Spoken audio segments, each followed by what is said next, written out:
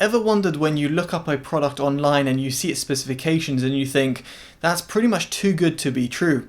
Well, that's what I thought when I saw the Sync ANC. These True Wireless earbuds come in at around $100, which I think is around about £100. I don't have UK pricing.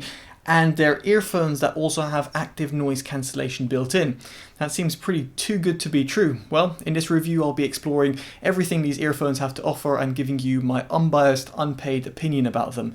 Now, if you're interested in purchasing them, the link in the description below will take you to a buy link, and furthermore you'll see alternative suggestions down there as well for your consideration. Also in the description box you'll find a link to my Instagram, and yes, that's a shameless plug. I very much appreciate a follow if you use that social media platform. It's at TotallyDubbed, and if you're interested in keeping up with the news or reviews of all electric or hybrid vehicles, do check out Totally EV. That's also my publication on vehicles, and your support would be equally appreciated. So let's kick things off and talk about what you get inside the box, and well, it's pretty simple. You've got a Type-C to Type-A cable. As you can see, I've used my own one. You've got a set of extra tips in other different sizes, and they're also color combination as well, which is just a nice little touch. You've got a little carabiner over here in order for you to attach it to the side of the case and this fabric part, and therefore attaching it to your bag, for example, if you want to do that. And then you've got a manual, which we're going to touch upon in just a bit, for its touch controls, which are quite useful.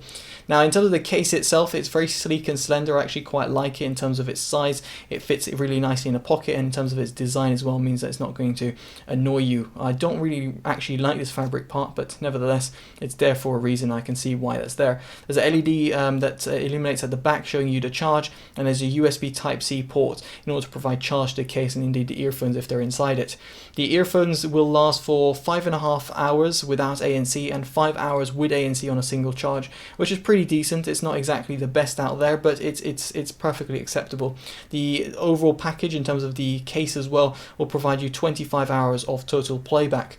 Now, the earphones themselves have got a angular design. They're not exactly the smallest earbuds in the world. If I take, for example, the Libratone Track Air Plus, what you'll see over here is that they are a little bit thicker. Hopefully my camera's picking this up because it notoriously has problems with it. But anyway, you can potentially see that the Track Air Plus are thinner, and yet something like the Creative Outlier Air are just a lot thicker. So they somewhat sit in the middle, so it's just worth bearing that in mind. And in this respect, I think the Soul ANC, well, I didn't have a problem with my fit, but they might just attract a little bit of wind noise. In terms of the design, they've got this kind of stem design over here, not only for the antennas but also for the microphone, and then they've got touch sensitive pads over here on either side. Now, the touch sensitive pads do different things, and that's where the manual comes in handy, because not only do I know it, but I just thought to show it to you because it actually makes a lot more sense when you can visualize it.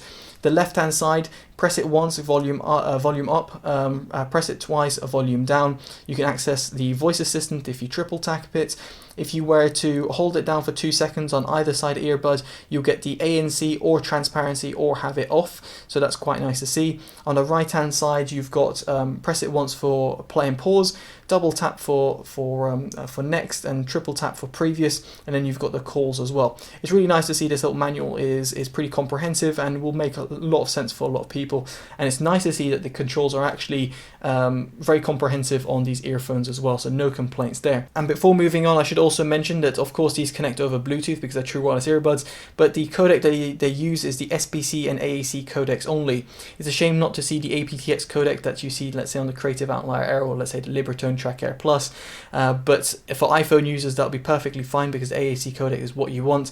But for Android users, AAC codec can cause a little bit of lip sync issues. I didn't have any problems on my Samsung Galaxy S10 Plus, but for some people that might be an issue, and therefore it might resort to the SBC codec instead, and therefore you're getting degraded audio transmission quality via your phone. And now we get on to performance, and the first thing I want to talk about is the recording quality. So in other words, if you're going to be taking calls on these earphones, as you will potentially be able to hear that the call sounds, well, my voice sounds a little bit muffled, a little bit pushed back, and well, just doesn't sound as clear as it should be. By comparison, here are the Outlier Air V2, which are even cheaper than the Sync ANC, and as you might be able to hear, have slightly better recording quality. Now, these earphones are definitely not the benchmark to go based off, but it just gives you an indication of how some budget earphones perform in comparison to the ANC earphones. Whereas the Jabra Elite 75T, which I've got on right now, are what I would consider of more of the benchmark or reference reference earphones when it comes to recording quality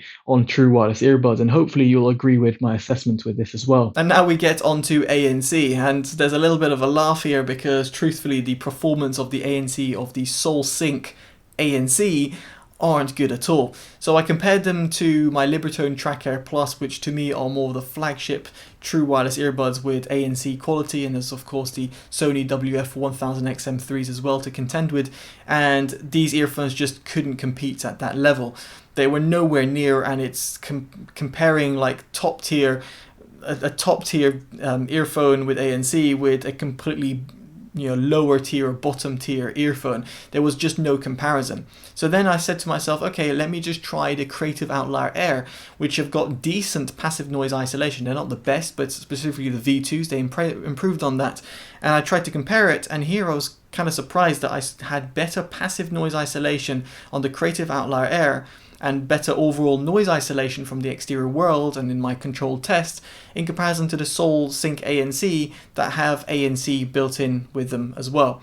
Now, people might say, oh, you haven't got the right fit and stuff, and yes, that's kind of funny because after reviewing up to 300 audio-related devices, you'd think I'd have the right fit, and yes, I did have the right fit, and trying different earbuds that were included didn't really help either. In fact, the other earbuds just completely dislodged it in terms of how it sat in my ear. What I'm trying to say is the ANC quality isn't good. The technology that's used over here is just laughable in some respects, while this passive noise isolation isn't great either, which on the whole means that you'll get better passive noise isolation or passive plus active noise cancellation on other earphones out there. Now, with that out of the way, I set out to see how these earphones sounded like, and I was intrigued to see would it be its saving grace given these earphones might sound spectacularly good.